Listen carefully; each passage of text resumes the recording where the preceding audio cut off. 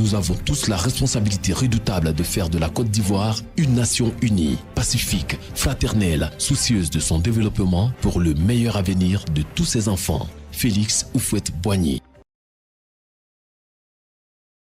Nous sommes à la 4e vidéo du mois de juin et nous allons consacrer cette vidéo, comme annoncé dans la première vidéo en début de mois, nous allons la consacrer au silence et plus particulièrement à la valeur du silence, cette absence de bruit, le fait de se taire et de savoir se taire.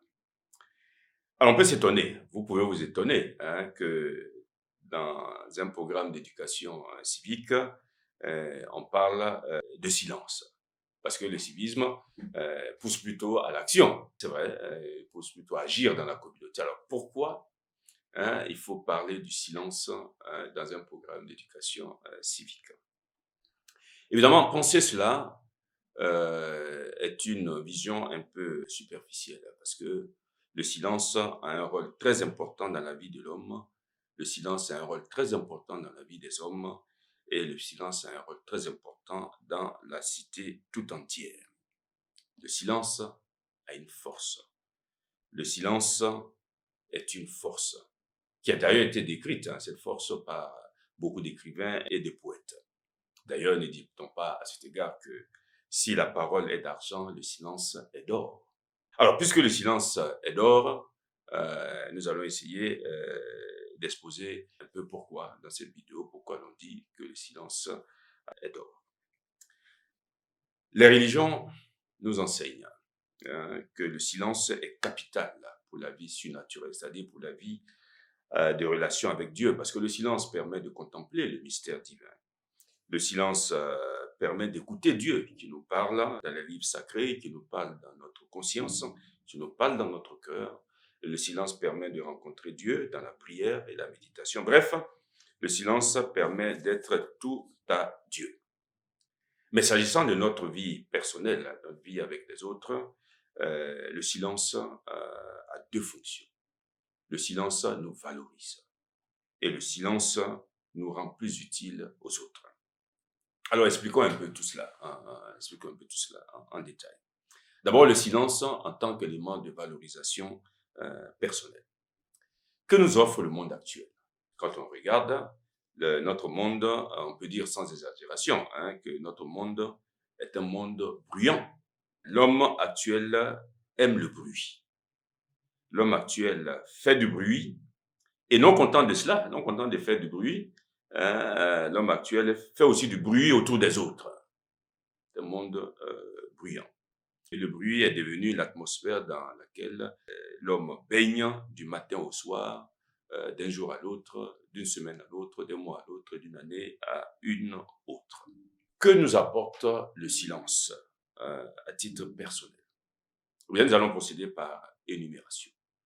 Le silence nous permet de retrouver notre moi intérieur. Et donc, de nous retrouver avec nous-mêmes. Et de ne pas vivre hors de nous-mêmes. Et de ne pas vivre, encore plus grave, loin de nous-mêmes. Il y a des gens qui vivent loin d'eux-mêmes. Donc, le silence nous permet de retrouver notre moi intérieur, de nous retrouver avec nous-mêmes. Et le silence nous permet de mieux utiliser nos facultés, parce que toute tâche qui requiert une application sérieuse de nos facultés nécessite bien entendu le recueillement. Et le recueillement n'est possible que par le silence. Et le silence nous permet de penser et de mener des réflexions profondes, notamment en ce qui concerne les questions existentielles. Le silence nous permet aussi de ne pas nous disperser, de ne pas nous éparpiller et de gaspiller notre vie dans des futilités. Et le silence nous permet de mieux contrôler nos pensées et de les orienter vers ce qui est utile et constructif. Et le silence permet de penser non pas seulement à ce que l'on doit faire, mais le silence permet aussi de penser ce que l'on doit faire. C'est-à-dire non pas à ce que l'on doit faire, mais de penser ce que l'on doit faire. Ce que l'on doit faire, c'est-à-dire de prévoir, de préparer, d'organiser, pour que ce que l'on va faire atteigne une efficacité maximale. Et le silence nous permet d'éviter de tomber dans l'activisme. Parce que l'activisme, comme on le sait, non seulement épuise les énergies, mais ne permet pas de construire quelque chose de solide et de durable. Et le silence nous permet d'acquérir la sérénité. Le silence nous permet d'acquérir la sérénité et la maîtrise de soi en tout soumettant à nos facultés supérieures. Et le silence nous permet de parler avec mesure et de donner de la densité et de la profondeur aux mots que nous utilisons pour ne pas tomber dans le verbiage creux. Ça nous permet de pouvoir parler de cette manière. Bon, et bien d'autres choses excellentes concernant notre édification personnelle par le silence, mais qui n'est pas possible d'énumérer de façon exhaustive compte tenu du temps imparti. Maintenant, voyons le silence comme élément qui nous rend utile aux autres. Et comme nous l'avons fait pour la valorisation personnelle, nous allons également procéder par énumération. Alors, le silence nous permet d'écouter les autres. Il nous permet et donc d'entrer en dialogue avec eux, comme nous l'avons déjà indiqué dans une vidéo précédente. Le silence nous permet de ne pas gêner les autres par le bavardage. Parce que le bavardage est nuisible. Le bavardage est nuisible aussi bien aux bavards qu'aux autres. Parce que le bavard, en effet, gaspille ses richesses intérieures. Il ne prend pas le temps de se recueillir. Il ne prend pas le temps de penser. Il ne prend pas le temps de vivre profondément. Et par l'agitation qu'il crée autour de lui, le bavard empêche chez les autres le travail et le recueillement. C'est pourquoi l'on dit que le bavard est un être dangereux, parce qu'il est superficiel et il est fait. Et donc, le silence nous permet d'éviter le bavardage. D'ailleurs, nous savons qu'il y a des gens qui sont des bavards nés. Ils bavardent tout le temps et ils gênent les autres par leur bavardage. Alors, il faut corriger ça, parce que le bavardage n'est pas une qualité. Être bavard, ce n'est pas une qualité. Il faut corriger ça. Ensuite, le silence nous permet d'avoir un meilleur regard sur les autres, de les comprendre et de mieux les apprécier. Et le silence nous permet de ne pas manquer à la discrétion à laquelle nous allons consacrer la dernière vidéo, parce que ça aussi est très, très important, la discrétion. Et le silence permet de tuer en soi l'esprit de critique, qui n'est pas l'esprit critique. On a fait déjà la distinction entre l'esprit critique et l'esprit de critique. Donc le silence nous permet de tuer en nous l'esprit de critique, qui est un venin, un ver rongeur, un véritable cancer, absorbant à la fois les énergies vitales de celui qui critique, de celui qui écoute la critique et de celui qui est critiqué. Donc, l'esprit de critique absorbe toutes ces énergies qui auraient pu être utilisées pour des choses plus excellentes. Et le silence permet de pardonner les offenses en laissant le temps cautériser les blessures causées par ces offenses.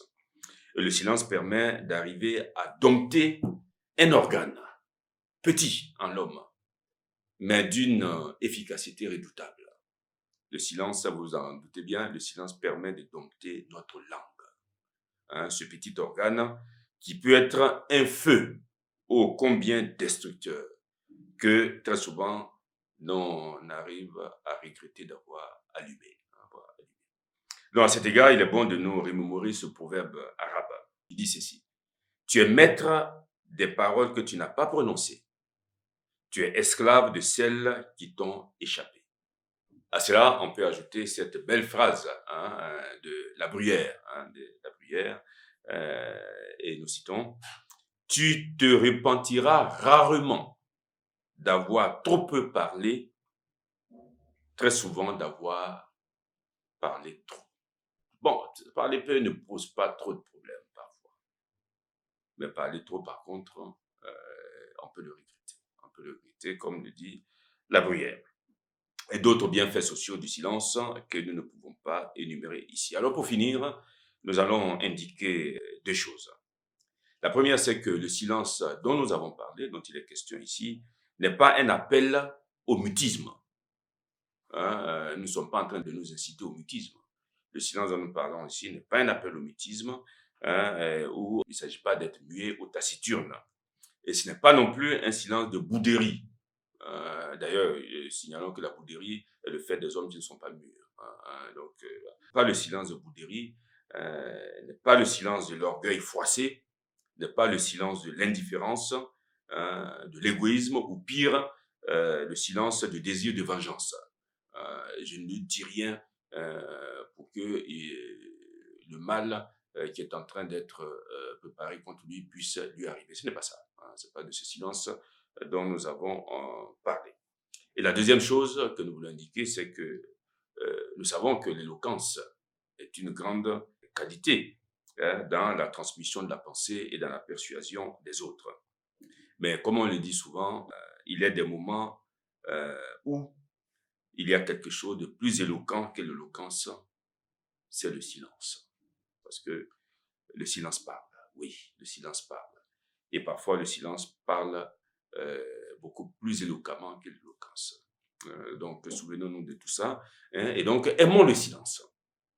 Aimons le silence. Chérissons le silence. Apprenons le silence. Parce que faire silence n'est pas facile. On est tous attirés par plein de choses extérieures. Mais aimons le silence et recherchons le silence. Et imposons-nous pour cela comme règle, une règle de conduite très simple. Là, voilà. Et puis nous finissons la vidéo avec celle-là, cette règle. Imposons-nous cette règle qui est la suivante. Ne parler que si ce que nous avons à dire vaut mieux que le silence. Donc, reprenons pour que nous la gardions tous dans notre esprit. Ne parler que si ce que nous avons à dire vaut mieux que le silence.